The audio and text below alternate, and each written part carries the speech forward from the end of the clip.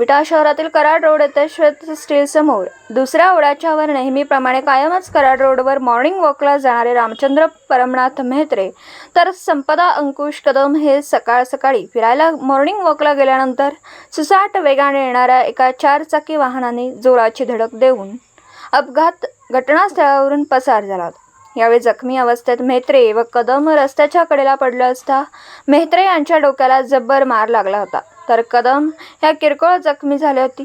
काही नागरिकांनी तातडीने या जखमींना विटा येथील ओम श्री हॉस्पिटलमध्ये उपचारासाठी दाखल केले।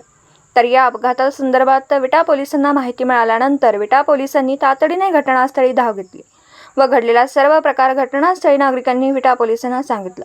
तर काही नागरिकांनी त्या अज्ञात वाहनाचा नंबर व गाडीचा कलर सांगितल्यानंतर विटा पोलिसांनी तातडीने या अज्ञात वाहनाचा तपासाची चक्र वेगाने फिरवली। तर विटा शहरातील ओमश्री हॉस्पिटलमध्ये अज्ञात वाहनाने धडक दिलेल्या रामचंद्र मेहत्रे यांच्यावर उपचार सुरू होते।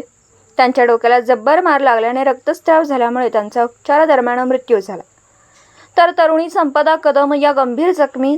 यावेळी विटा पोलिसांना नागरिकांनी दिलेल्या माहितीनुसार विटा पोलीस ठाण्याचे पोलीस निरीक्षक शरद मेमाणे यांच्या मार्गदर्शनाखाली विटा पोलिसांनी वाहनाचा शोध घेत केवळ 10 तासात त्या अज्ञात वाहनाचा शोध घेऊन गाडीसह गाडी चालकाला ताब्यात घेतलं।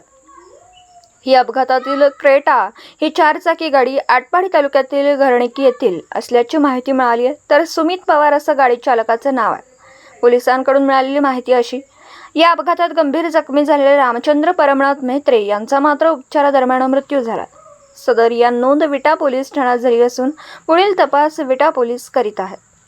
विटा पोलीस ठाण्याचे पोलीस निरीक्षक शरद मेमाणे यांच्या मार्गदर्शनाखाली विटा पोलीस ठाण्याचे पोलीस उपनिरीक्षक पूजा महाजन येळकर यांनी अपघात घटनास्थळी जाऊन पंचनामा केला। पुढील तपास पोलीस उपनिरीक्षक पूजा महाजन येळकर या करीत आहेत।